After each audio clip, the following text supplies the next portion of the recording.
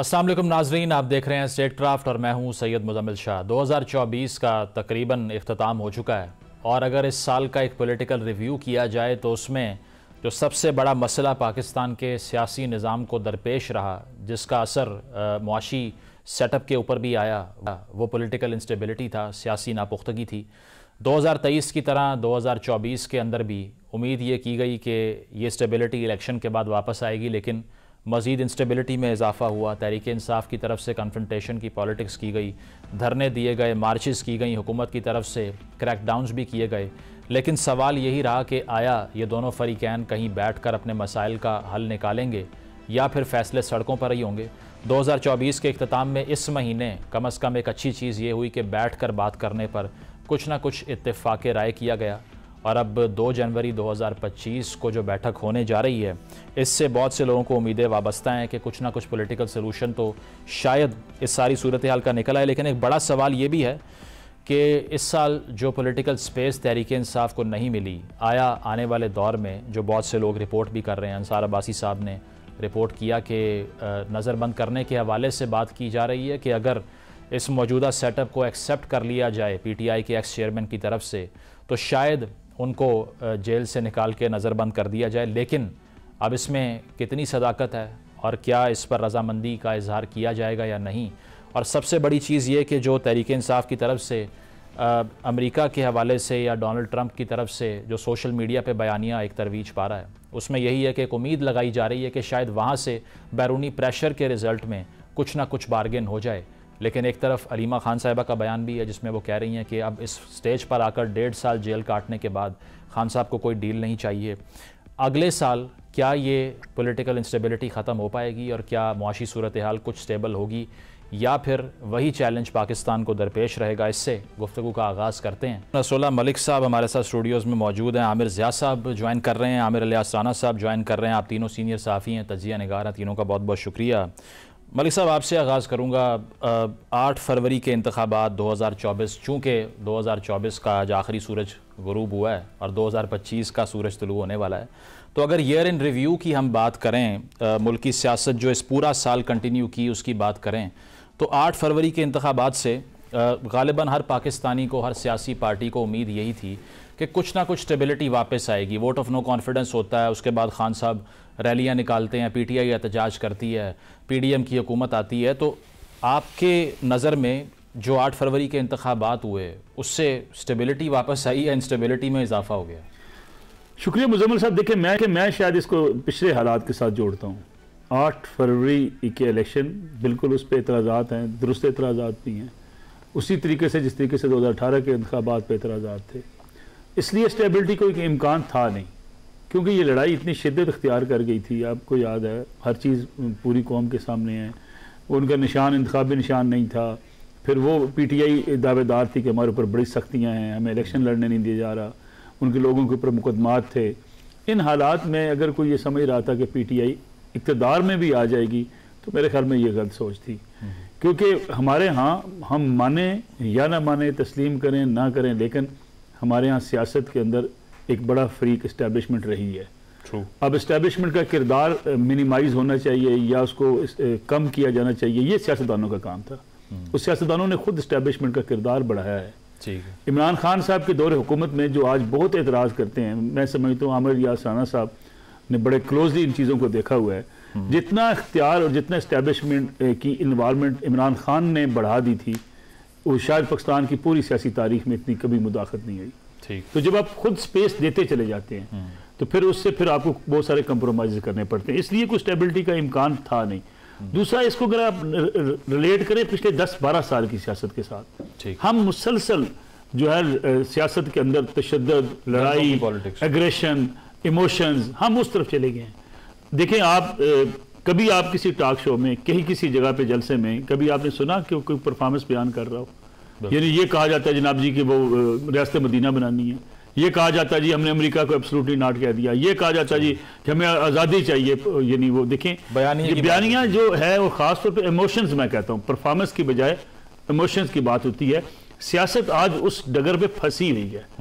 इससे निकालना भी सियासतदानों ने, लेकिन कोई सियासतदान संजीदगी से इसको निकालता हुआ नजर नहीं आता। चले, मैं आमिर इलियास राणा साहब आपकी तरफ आऊँगा। यही सवाल आपसे कि इस साल बेशक हमें ये उम्मीद नहीं, जिस तरह मलिक साहब भी कह रहे हैं कि ये उम्मीद तो नहीं थी कि पीटीआई रिजल्ट मान लेगी इलेक्शन का, लेकिन ये रिजल्ट ना मानने के नतीजे में जो इंस्टेबिलिटी आती है, अगले 5 साल तक एक अपोजिशन बैठ के महाज ही खड़ा रखती है हुकूमत के खिलाफ, ताकि वो परफॉर्म ना कर ले या अपने जो इश्यूज़ हैं उस पर फोकस ना कर सके।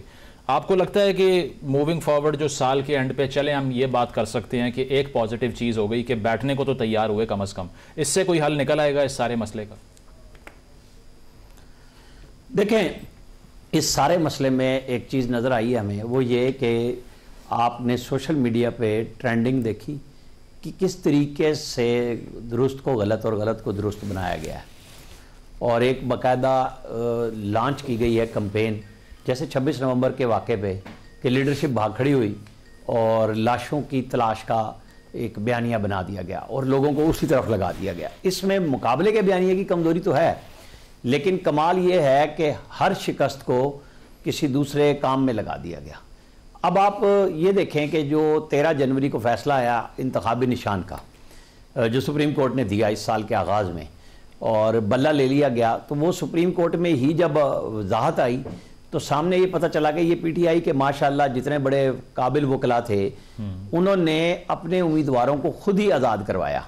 यानी वो पीटीआई तो नहीं ना ख़त्म की गई थी, सिर्फ निशान लिया गया था, और ये बात सामने आई और सारी वो कैंपेन बना के आज बिल्कुल, मैं तो हमेशा से कहता हूँ कि जब आप 2024 के इलेक्शन में धांधली की बात करें तो दोनों को इकट्ठा कर लें 2018 के साथ, फिर मुवाजना करके बिठा लें कोई जुडिशल कमीशन कि कब नहीं इस्टेब्लिशमेंट ने अपना रोल प्ले किया, कभी किसी के लिए और कभी किसी के लिए। तो अगर आपको ठीक करना है तो राना सनाउल्लाह की जिस बात की इमरान खान ने कहा कि भाई जरदारी, नवाज शरीफ और इमरान बैठे तो मामला ठीक हो सकता है, उसे 12वां खिलाड़ी बना दिया। तो ये तो पाकिस्तान 12वें खिलाड़ी की सूरत में खड़ा हुआ है इस वक्त। इन हमारी हमाकतों की वजह से कि हम रिजीम चेंज कराते रहे, नवाज शरीफ के उस 4 साल टेन्योर के एंड पे शाहिद खाकान अब्बासी आए, जो आजकल तनकीद करते नहीं थकते। वो पहले कहते थे कि मैं इफ्तिताह कर करके थक गया हूं जो नवाज शरीफ ने मंसूबे शुरू किए हैं। तो हमारे यहाँ बयानिया इस तरह बनता है कि आप पॉजिटिव जंग भी नहीं लड़ रहे, आपने सिर्फ लोगों को जहनी तौर पे मुसखर किया है कि नेगेटिविटी को फैलाना है।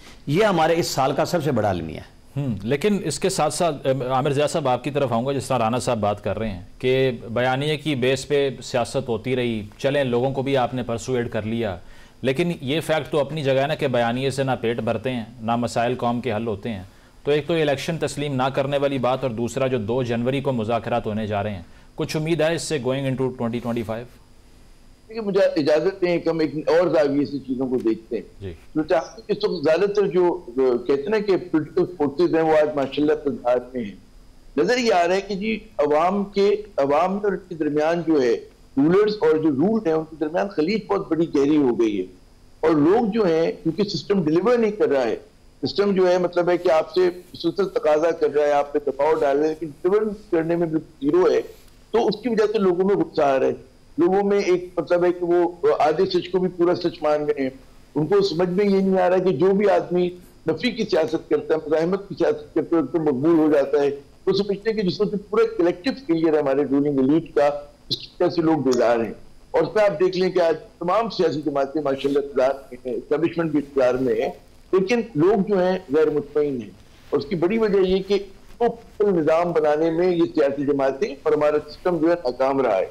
और की जो मकबूलियत की हम बात करते हैं वो भी इस वजह से है कि मैं उसके रद्द अमल में है कि जो सिस्टम डिलीवर नहीं कर पा रहा, और लोग अब इतना, आप देखिए ना, अभी मैं देख रहा था, आज आपने देखा होगा उड़ान पाकिस्तान की, जी बिल्कुल, और तो उसमें वज़ीर आज़म साहब बड़ा अच्छे बात कर रहे थे, लेकिन दूसरी विंडो के अंदर क्या चल रहा था? कराची के अंदर जो है अफरा तफरी थी, कराची में टीयर गैस शेलिंग हो रही थी। आप उड़ान पाकिस्तान की बात कर रहे हैं, लेकिन कराची आपका नीम है क्योंकि धरने हो रहे हैं वहां पर, आपका जो कराची शहर है, तो आपके यहाँ लोग बहुत बेदार है। उनको नजर ये आ रहा है कि जी सूबाई हुकूमत नहीं है, वफाकी हुकूमत की नजर नहीं आ रही, सड़कें टूटी हुई हैं, मतलब एक परेशानी है, हमारा कुत्तों ने काटा हुआ है, डाकू लूट रहे हैं, आप अवाम के पॉइंट ऑफ व्यू से बात करें तो आपको लगेगा कि जी उन पे बहुत जुल्म हो रहा है। साहब, अवाम के पॉइंट ऑफ व्यू से भी जो हुकूमत मैट्रिक्स दिखा रही है 2024 में, आगाज होता है 21.5% सूद से 13% पे खत्म होता है, single digit inflation, economic matrix और स्टॉक एक्सचेंज की परफॉर्मेंस, वो तो कह रहे हैं कि ये सब अपनी जुबान खुद बोल रहा है, हमें कुछ कहने की जरूरत नहीं है। और मीडिया ने यह भी रिपोर्ट किया कि खान साहब ने भी मान लिया है कि स्टेबिलिटी लाई है ये हुकूमत। मैं ये अर्ज कर रहा हूँ कि आप जो कह रहे हैं कि मैक्रो इकोनॉमी के जो इशारे हैं वो दुरुस्त हो रहे हैं, लेकिन हकीकत ये है कि जनाब आपके आज भी बहुत सारे बच्चे जो स्कूलों से बाहर हैं, आपकी महंगाई बढ़ने की रफ्तार कम हुई है, लेकिन जो महंगाई हो चुकी है 38% से वो 4.59% पर अगर आ गई, बिलो 5% हो गई है। महंगाई तो है, लोगों की इकोनॉमिक एक्टिविटी क्योंकि नहीं होती है, लोग रोजगार नहीं है उनके पास, खुद खरीद हुई है, लोगों की इनकम नहीं है। आप क्या बात कर रहे हैं? मतलब ये लोग किन सुहाने ख्वाबों में रहते। इस्लामाबाद में हर आदमी को हरी हरी सूझ रही होती है क्योंकि ज़ाहिर की सड़कें पक्का है, माहौल बहुत अच्छा है, लेकिन आप एक आम पाकिस्तानी से बात तो करें निकल कर। बिल्कुल, मैं कि आप छोड़ें पीटीआई को, आप फ्लश में बात है, हमें कोई वो नहीं है। आम आदमी को क्या डिलीवर कर रहे हैं? आम आदमी कराची की मैं बात करूं, 8 दिन से बंद पड़ा हुआ है आपका शहर, मरकजी शहर बंद पड़ा हुआ है और कोई हुकूमत नहीं है। मतलब है कि यहाँ पर मतलब डॉक्टर की हमने जराइम में कमी कर दी है, तो लोगों को जो हुकूमत कहती है, इंतजामिया कहती है, उसकी बात पे यकीन नहीं है मुजम्मिल साहब। ठीक है, मतलब ऑन ग्राउंड आप कह रहे हैं कि चेंज उस तरह से नजर नहीं आता जो हुकूमत दावे कर रही है। मलिक साहब, एक और सवाल जो ख्वाजा आसिफ साहब रिपीटेडली पूछ रहे हैं वो ये है कि चले मुज़ाकरात कर लेते हैं, ये 2 हफ्ते में ऐसा हुआ क्या कि पीटीआई वाले अचानक से भाग कर आ गए कि बात करनी है? इसका जवाब आप ही दे दें ख्वाजा साहब को। मेरे ख्याल में पीटीआई ने जितने कार्ड्स खेले वो सारे कार्ड्स नाकाम चले गए। ख्वाजा साहब को ये मौका मिल गया कि वो ये इस किस्म की तनकीद कर सकें। असूली तौर पे नहीं होनी चाहिए, हुकूमत का काम नहीं है जब मुज़ाकरात शुरू हों तनकीद करे, लेकिन मुस्लिम लीग नून को ये मौका इसलिए मिला कि पीटीआई मुसलसल ऐसे काम करती चली गई जिसके नतीजे में उसे कोई कामयाबी नहीं मिली। और जब आप सारे कार्ड्स चल चुके होते हैं तो फिर आपको नाकामी के बाद आपके मुज़ाकरात जो होते हैं वो फिर आप जरा थोड़े से डाउन होके मुज़ाकरात कर रहे हैं। मतलब आप ये कह रहे हैं पीटीआई पोजीशन ऑफ वीकनेस से मुज़ाकरात कर रही है हुकूमत नहीं? देखें, पीटीआई ने कहा हम आर्मी चीफ की तैनाती रोक लेंगे, क्या हुआ? आर्मी चीफ तैनात हो गए। पीटीआई ने कहा हम इस्लामाबाद का घेराव करेंगे, इस्लामाबाद का घेराव ना हो सका। पीटीआई ने कहा हम इलेक्शन से निकलेंगे, सूबाई हुकूमतें तोड़ेंगे, मुल्क के पूरे अंदर नए इंतखाबात की तरफ चला जाएगा, नहीं हो सका। पीटीआई ने कहा जनाब हम जो है वो इस्तीफे दे देंगे, इस्तीफे नहीं दिए। फिर पीटीआई ने कहा जनाब हमारे जो 9 मई के वाक़यात हैं इसके खिलाफ उन्हें एहतिजाज की कॉल दी, सारी नाकाम हुई। आखिरी भी देखें एहतिजाज की कॉल उनकी नाकाम होगी, फाइनल कॉल भी। अब आ गए हैं उसकी तरफ सिविल नाफरमानी, ज़र मुआदला ना भेजें पाकिस्तान में, वो भी तकरीबन आपको देख लीजिएगा अब तक के अदाद शुमार बताते हैं कि वो भी नाकाम हो गई है, इसलिए कि लोगों ने अपने घरों में पैसे भेजने हैं। इसमें बैरूनी प्रेशर का कोई फैक्टर नहीं? मेरा नहीं ख्याल कि इसमें कोई बैरूनी प्रेशर का इतना बड़ा फैक्टर है। पीटीआई को अब अंदाजा ही नहीं है कि वो जो चीज़ें करना चाह रही थी वो किस तरह उसके हाथ से निकलती चलेगी। 2 चीज़ें मैं अर्ज कर दूँ बड़ी शार्टली, जो आमिर भाई ने बात की और जो अभी राना साहब बात कर रहे थे। देखें, हम बात करते हैं हुकूमत की परफॉर्मेंस की, हम ये बात भूल जाते हैं कि इस मुल्क के अंदर सियासी इंतशार ने इस मुल्क को तबाह बर्बाद किया। हम कहते हैं ना आम आदमी के मसले हल नहीं हो रहे, क्यों हल नहीं हो रहे? ये जो कराची में भी आज रोड्स बंद हैं, क्या आप, मैं और सब हम इस पर बात कर सकते हैं कि जिन्हें धरना कहाँ देना है भाई? पेशावर में दो, वज़ीर KP का गिरबान पकड़ो जाके। अगर कुरम के अंदर कोई ऐसे वाकयात हैं, वहाँ रिस्पॉन्सिबल कौन है? अली मीर गंडापुर साहब है, तीसरी हुकूमत है, यदि वहाँ उनकी तीसरी हुकूमत है। फिर लॉ एंड ऑर्डर को मेंटेन करना सूबाई हुकूमत की जिम्मेदारी है। अगर आपने फौज को भी तलब करना है तो आपकी सूबाई हुकूमत ने बुलाना है। ये धरने क्यों हो रहे हैं? कराची सिंध के अंदर हो रहे हैं, आप नंबर स्कोरिंग कर रहे हैं। यानी मैं उन एक एक बंदे के जो जख्मी हुआ, जो जहां बाक हुआ, उसके साथ हूँ, इसमें कोई दूसरी राय नहीं है। लेकिन सवाल यह है कि लीडर से पूछा जाना चाहिए कि भाई साहब आपका धरने का मकाम कौन सा है? आप बाकी हुकूमतों के ऊपर रास्ते क्यों रोडेट कर रहे हैं? अपनी आप जिनसे पूछने का कह रहे हैं, 21 नवंबर को कुरम में 45 लाशें पड़ी हुई थी और 22 को डी चौक पर पीटीआई। मैं वही आपसे अर्ज कर रहा हूं, जब आप इस मुल्क के अंदर इस किस्म की सियासत करेंगे, इकानमी नहीं चलेगी। आप कहते हैं मुल्क बंद कर दें, जरा तारीख उठा के देखना। मैंने 10-12 साल को इसलिए रिलेट करते हैं सारे सालों के साथ। सही भाई मान लिया पीटीआई, पीपल्स पार्टी और PML में शिकायत होती थी, तकारीर होती थी, एक दूसरे से सियासत में होती हैं, ये भी करते। लेकिन क्या ये होता था कि घर जला दो?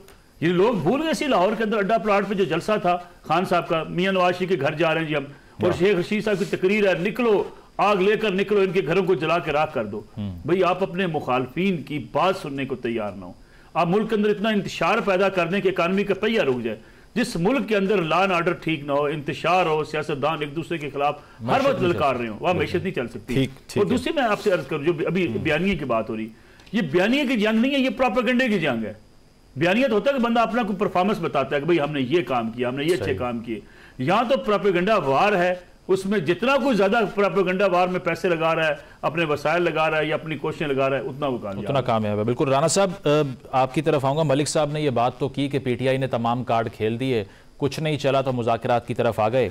अंसार अब्बासी साहब की खबर है, आपने भी गालिबन पढ़ी होगी, वो ये कह रहे हैं कि खान साहब को नज़रबंदी की तरफ ले जाया जा सकता है बनी गाला में, एक शर्त पे कि पहले इस इत्तेहाद को कबूल कर लें, 2029 तक ये चलेगा, और दूसरा ये कि शोरिश की पॉलिटिक्स ना करें और एहतजाज बंद कर दें और खामोश हो जाएं। तो अगर हुकूमत पोजीशन ऑफ स्ट्रेंथ से मुज़ाकरात कर रही है और पीटीआई ने तमाम कार्ड्स अपने खेल दिए, कुछ नहीं चला, तो फिर नज़रबंदी की ऑफर्स क्यों की जा रही हैं? अच्छा, वो कराची की बात की गई, मुझे याद आ रहा है जिस खबर डॉन लीक्स की खबर जो आई थी जिस नेशनल सिक्योरिटी कमेटी की मीटिंग में, उसमें जनरल राहिल शरीफ ने एक तजवीज़ दी थी कि जो मुल्क में प्रोसेशन होते हैं, चाहे वो मजहबी हैं चाहे वो सियासी हैं, उसके ऊपर बेपनाह पैसा लगता है हमारी लॉ एनफोर्सेस एजेंसीज़ का, तो इनके ऊपर बाकायदा पैसे लगाए जाएं जब इजाज़त लें। तो मेरे ख्याल में उस तजवीज़ को नेशनल सतह पे ला के और जगह मुख्तस करनी चाहिए, चाहे वो किसी भी सियासी जमात का हो। बहुत अच्छा पॉइंट। कभी किसी को गिला होता है, कभी किसी को होता है कि आप जहां मर्जी करें। हम क्यों कहें कि जी वो केपी में ही सिर्फ करें, हालांकि केपी में सेनेटर है ना अल्लामा नासिर अब्बास साहब उनके अपने, तो वो कहाँ है मौजूद, क्यों नहीं वो इस मामले में किरदार अदा कर रहे। अली अमीन गंडापुर खुद DI खान में फिरका वाराना जंग इतना अरसा जारी रही, सबसे ज़्यादा वो शहर आज भी दहशतगर्दी का शिकार है कि शाम में लोग नहीं निकल सकते। मौलाना फजलुर रहमान ने बार बार शिकायतें की। तो ये तो है, इसके ऊपर पीटीआई के जितने हमदर्द हैं ना बात ही नहीं करते कि केपी के ऊपर तो बात ही ना की जाए, पंजाब और विफाक को डिस्कस कर लिया जाए। तो ये तो हमारा अलमिया है ना कि वो लाते हैं और इलेक्शन के ऊपर आके खड़े हो जाते हैं, क्योंकि परफॉर्मेंस पे तो वोट नहीं दिए ना लोगों ने। वहां तो एक बयानिया प्रोपेगेंडा कहें जो मर्जी कहें उसकी बुनियाद पे वोट लिया गया कि क्या है, और वो उसमें कामयाब भी हुए। आज उसी अमरीकी चूरन जिसके खिलाफ बोल के खड़े हुए थे वहीं हाथ बांधे खड़े हैं कि अल्लाह का वास्ता है हमारी जान छुड़ा दो। और जो आपका सवाल है कि जो ऑफर है, तो इमरान खान क्या करेंगे उस ऑफर को कबूल करके? उनका तो सारा बयानिया बढ़ जाएगा, उनके पल्ले क्या रह जाएगा कि वो हुकूमत को भी मान लें सिस्टम को भी चलने दें और 2029 तक खामोशी भी रखें। वो नहीं मान रहे, वो जो बातें कर रहे हैं वो आर्मी से ही बात करना चाह रहे हैं और आर्मी उनसे बात नहीं करना चाह रही। प्रोग्राम में एक ब्रेक शामिल करते हैं, ब्रेक के बाद वापस आएंगे। Stay with us.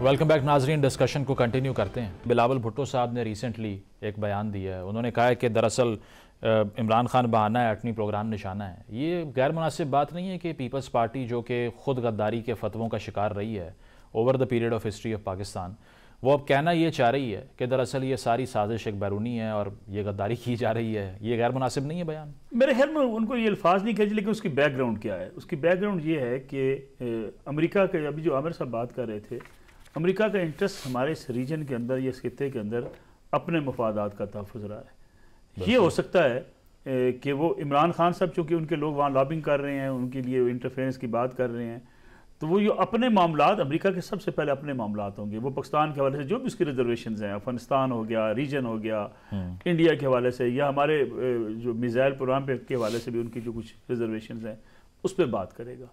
वो बिलाल शायद ये कहना चाह रहे थे, मेरे ख्याल में वो शायद वो कह नहीं पाए कि इमरान खान को टारगेट रख के इस कार्ड को इस्तेमाल करके अमेरिका शायद हमारे ऊपर दबाव डाल सकता है, जिस पे हम कोई कंप्रोमाइज नहीं करेंगे। मतलब इसका ये मतलब नहीं है कि पीटीआई इस सारी साजिश का हिस्सा मेरा नहीं ख्याल, लेकिन देखिए पीटीआई का ये मसला क्या है। पीटीआई ने ये सारी लॉबिंग बार की है, अमेरिका में पहले माजी में भी लॉबिंग होती रही है। हमारे यहाँ लॉबिंग फर्में क्यों हायर की जाती हैं?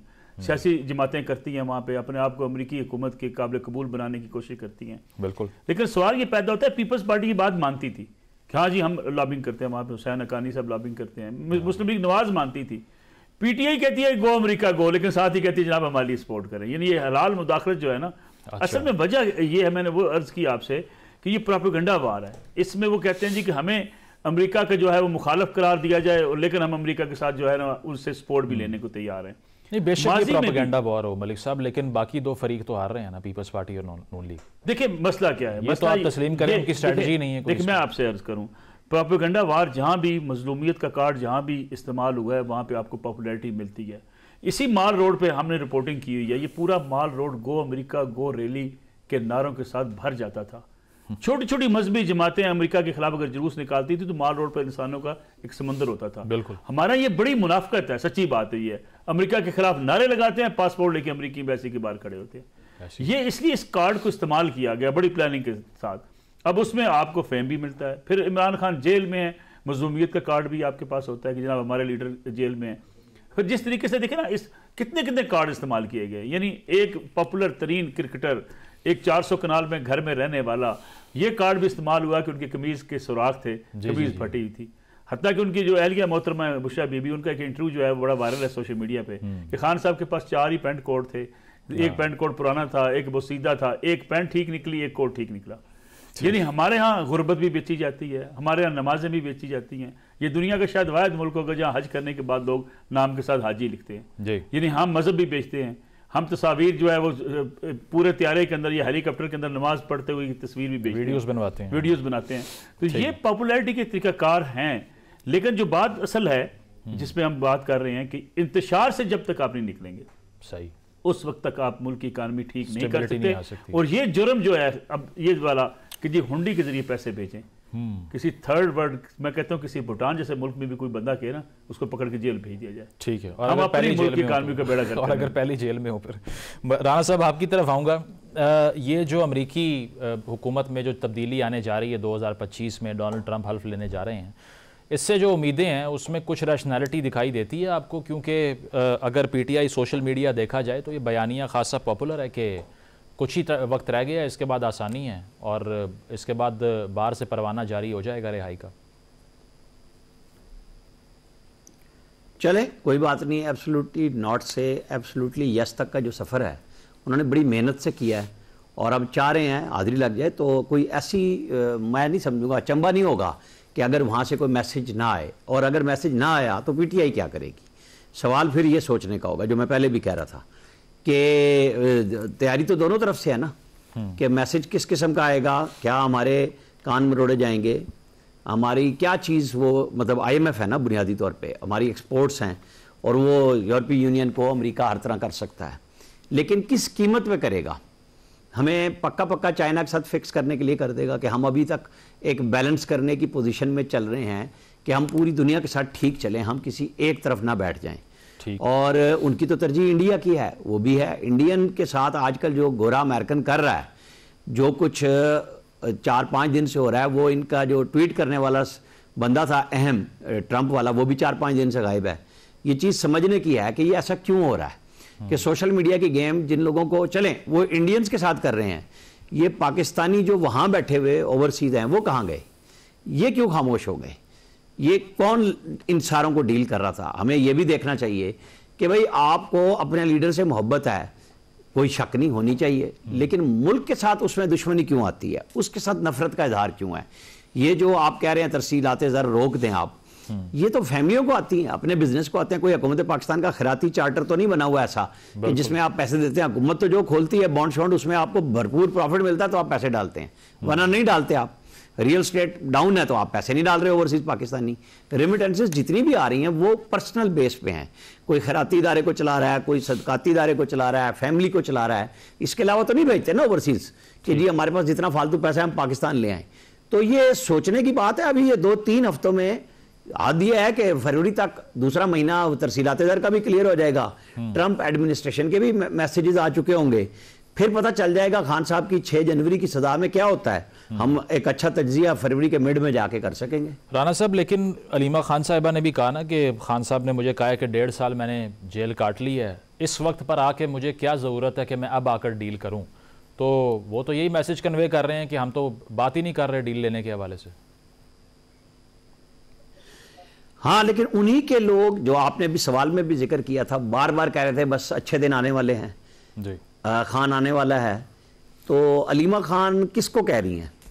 हमें नहीं समझ आ रही कि वो सारी तरफ से चल रहे हैं ना, कि ये भी बात हो गई तो हम कहेंगे ये भी कहा था हमने, वो हो गई तो हम कह देंगे हमने तो वो भी कहा था, हम तो लीड हम नहीं ले रहे, कोई रास्ता नहीं ले रहे। लेकिन सबको 6 जनवरी का इंतजार तो है ना इन सबको, कि उसके नतीजे में अगली भाव ताव शुरू होगा ना, कि अभी तो प्रेशर है कि जी नवाज शरीफ 12वां खिलाड़ी है, लेकिन ये बात इमरान खान जितनी जल्दी समझ लें, राना सनाउल्लाह ने बहुत अच्छी बात कही है कि सियासतदानों को आपस में बैठ जाना चाहिए, और नवाज शरीफ के साथ बैठेंगे फ़ायदा ही होगा सियासी तौर पे। ये जहां बैठना चाह रहे हैं इनके लिए वहां कोई रास्ता नहीं है। ठीक है, प्रोग्राम में एक ब्रेक शामिल करते हैं, ब्रेक के बाद वापस आएंगे। Stay with us.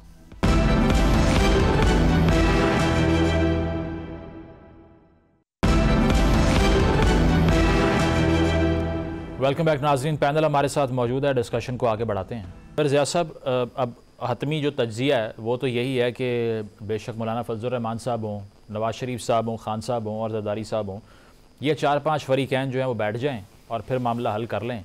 तो ये बैठक होती हुई 2025 में दिखाई दे रही है आपको नियर फ्यूचर में? अगर ये लोग बैठ, बड़ा अच्छा ख्याल है, जैसे कि अभी ग्रुप में कहा गया है कि हमारी एक बहुत ही मेजर और उसकी मर्जी की कोई चीजें हो नहीं सकती। क्योंकि ये तस्वुर करें कि तीनों चारों ग्रुप मिलकर जो है कोई एंटी एस्टैब्लिशमेंट बयानिया बना ले, दायरे के नहीं मुमकिन होगा। ये कर ले, कोई ऐसा फैसला कर ले जिसके ऊपर एस्टैब्लिशमेंट रजामंद ना हो तो नहीं हो सकता। तो जब तक एस्टैब्लिशमेंट ऑन बोर्ड नहीं होगी, मामला जो है वो आगे नहीं चलेंगे।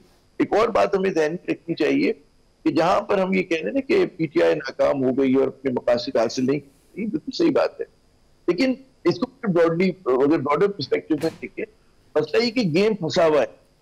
अभी तक पाकिस्तान है कि जब भी इस तरह की लड़ाई होती थी तो सियासी कुव्वत फौरन हथियार डाल दिया करती थी, और वो मतलब है नवाज का मुल्क बाहर चले गए, हो गया, इस पर तब वो लड़ाई जारी है।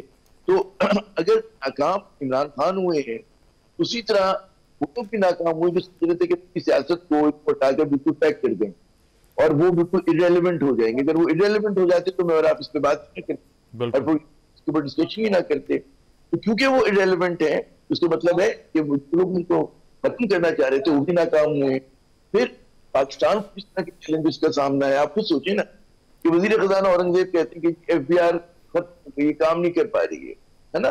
अभी कल परसों डेटा आया था कि हमारे जो स्टेट रन ऑर्गेनाइजेशन थे कितना ज्यादा बीट कर रहे हैं। अभी मतलब उठाते चले जाएं तो आपको स्ट्रक्चरल फ्लॉज नजर आएंगे।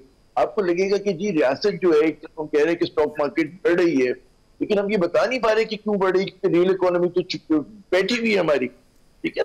तो बहुत पाकिस्तान जो है, पाकिस्तान के लिए एक आजमाइश है, पाकिस्तान ही खाकम बदैन नाकाम ना हो जाए।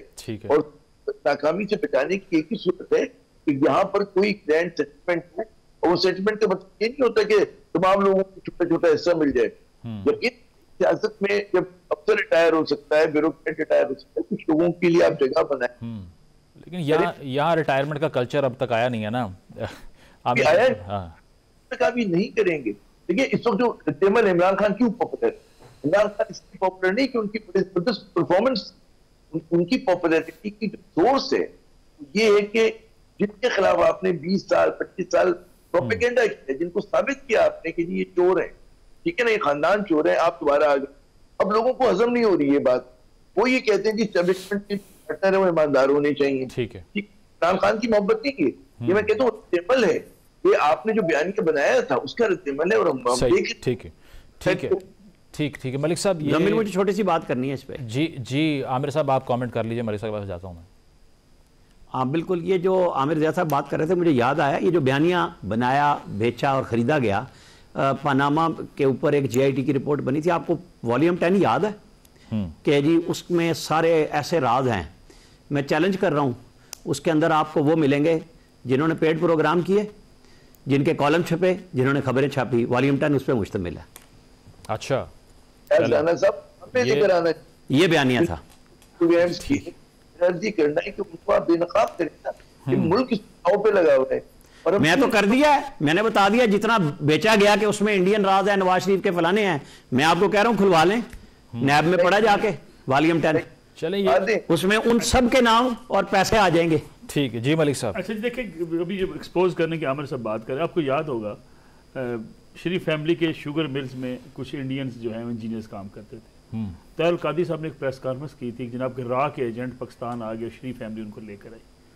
हालांकि वो जहांगीर खान तरीन की मिल में जो उनका पावर डिपार्टमेंट है उसमें वो काम करते थे, और वही मशीनरी को लुक आफ्टर करने के लिए वो शरीफ फैमिली की शुगर मिल में भी काम करते थे। अब आपने बयानिया ये बना दिया कि मियाँ नवाज शरीफ ने अपने घर में राख एजेंट रखे। देखिए जब हम इस हद तक मुखालफत में उतर आते हैं, उसके बाद आम आदमी तो आज भी कंफ्यूज है। मैं रोजाना देखता हूँ हर रोज अब 15 दिसंबर से पहले खान साहब बाहर होंगे, ये भी बयानिया बिल्कुल ऐसे। अब कल मेरे साथ एक साहब बहस कर रहे थे, खान साहब जेल में नहीं है। अच्छा, आप अंदाजा करें। मैंने कहा जी कहाँ पे है खान साहब? उन्होंने कहा जिस दिन बुशा बीबी आई थी उन्होंने कहा था मैं रिहा करवा कर लेकर जाऊंगी, वो ले गई हैं। तो मैंने कहा किधर है? KPK में जनाब उन्होंने आराम से रखा हुआ है और एक दिन वो एकदम वहां से निकलेंगे, आपको नजर आ जाएंगे। यानी जहां झूठ बिकता हो, जहां झूठ खरीदा जाता हो और जहां झूठ बोला जाता हो, वहां ये प्रोपेगेंडा बार बड़ी कामयाब होती है। हम देखें, हम कहते हैं जी वो बताते क्यों नहीं है। मैं आपको छोटा इसमें जो अभी राणा साहब बात कर रहे थे कि अर्ज कर दूं, शरीफ फैमिली की एक मिल ट्रांसफर हुई UAE से सऊदी अरब, जो उन्होंने जब मिल को वहां से स्टील मिल को ट्रांसफर किया था। अब उसका दुबई के कई पोर्ट्स हैं। एक पोर्ट से NOC ले लिया गया उस जमाने में, चूंकि उस वक्त मियाँ साहब को निकालना था, तो ये कहा गया जी यहाँ से तो मिल गई नहीं, मियाँ नवाज शरीफ साहब और पूरी फैमिली झूठ बोलती है। दुबई के दूसरे पोर्ट से वो मिल वहां पे गई थी। डॉक्यूमेंट्स मेरे पास थे, मैंने इस पर खैर खबर भी दी थी। तो ये डॉक्यूमेंट्स हैं, लेकिन कोई मानने को तैयार नहीं थे, इसलिए कि उस वक्त निकालना था, तय कर लिया था ना नवाज शरीफ को इसी चक्कर में निकालना है। और ये 10-12 साल आमिर रियाज साहब बैठे हैं कराची में, इनको याद होगा जरदारी साहब के खिलाफ क्या कैंपेन चलती रही। भिखारी हैं, मांगते हैं और पैसे मांग लेगा, हत्ता कि यहां तक कह दिया गया कर्ज उतारा, मुल्क सवारों के पैसे कहां गए। यानी स्टेट बैंक ऑफ पाकिस्तान से नवाज शरीफ निकलवा के ले गया। यानी आप उस पर लोगों को आप कैसे मुतमिन करेंगे? यानी ये हत्ता कि इवन जो डैम फंड है जिसके बारे में साकिब निसार साहब ने डैम फंड इकट्ठा किया, स्टेट बैंक के पास पैसे हैं। आप कैसे कह सकते हैं कि साकिब निसार साहब निकाल के ले गए?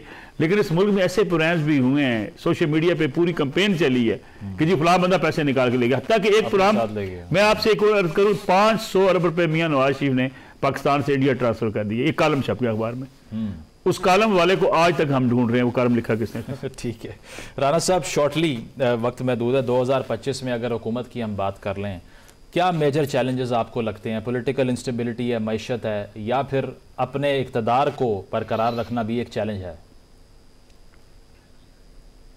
उस कॉलम को ढूंढिएगा मलिक साहब जिसका उन्वान था उठ है इंसानों के समुंदर उठ। कभी वो पाकिस्तान इस्लामिक फ्रंट के लिए लिखा गया था और कभी वो PTI के लिए लिखा गया था। सुर्खी एक थी, नाम मुख्तलिफ थे।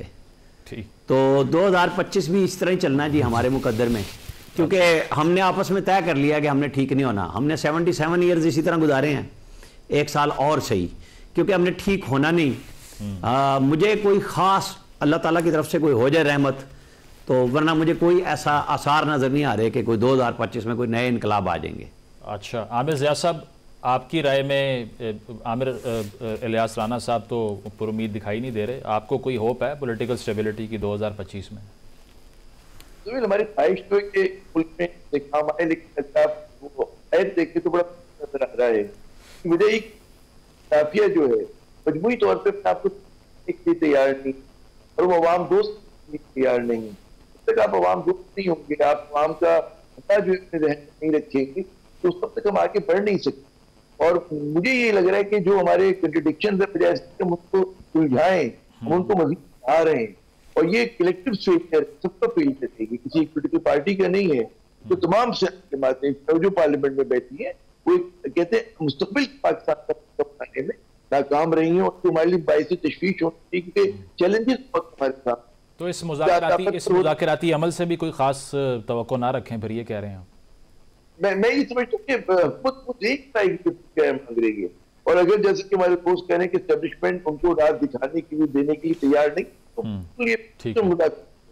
ठीक है मलिक साहब जी, सही, ठीक है मलिक साहब, शॉर्टली ये एक अफगानिस्तान के साथ सूरत हाल, दहशत गर्दी में इजाफा, मुआशी जो इंस्टेबिलिटी है या पॉलिटिकल इंस्टेबिलिटी है, क्या उम्मीद है 2025 में कोई बेहतर समत हासिल? मुझे लगता है 2025 में कुछ चीज़ें बेहतर होना शुरू हो जाएंगी। दूसरी बात यह है कि ये जो प्रोपेगेंडा वार होती है ये भी एक लम्हे के बाद मरना शुरू हो जाती है। ठीक है, जितना झूठ बोला जाएगा उतना एक्सपोज होता है। मेरे ख्याल में उस तरफ हम आस्था से चल पड़े। आज डिबेट तो शुरू हो गई है ना जी।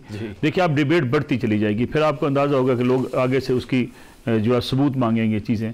वक्त गुजरने के साथ साथ प्रोपेगेंडा वार एक हवा की तूफान की तरह आती है, फिर आस्ता आस्ता बैठना शुरू हो जाती है। ठीक है, बहुत बहुत शुक्रिया नसरुल्लाह मलिक साहब, आमिर ज़िया साहब, आमिर इलियास राना मौजूद थे। उम्मीद 2025 में जो इश्यूज़ की सियासत है उस पर बात की जाए, ना कि सिर्फ बयानिए की पॉलिटिक्स पे। और सबसे बढ़कर ये कि पॉलिटिकल कंसेंसस वो होना बहुत ज़रूरी है, क्योंकि अगर मसले मुल्क के हल करने हैं, कौम के हल करने हैं, तो सारे पॉलिटिशियंस को ये इंश्योर करना पड़ेगा कि कंसेंसस डेवलप करें, जिसके बगैर आगे बढ़ना इम्पॉसिबल है। एक ब्रेक शामिल करते हैं, ब्रेक के बाद वापस आएंगे। Stay with us.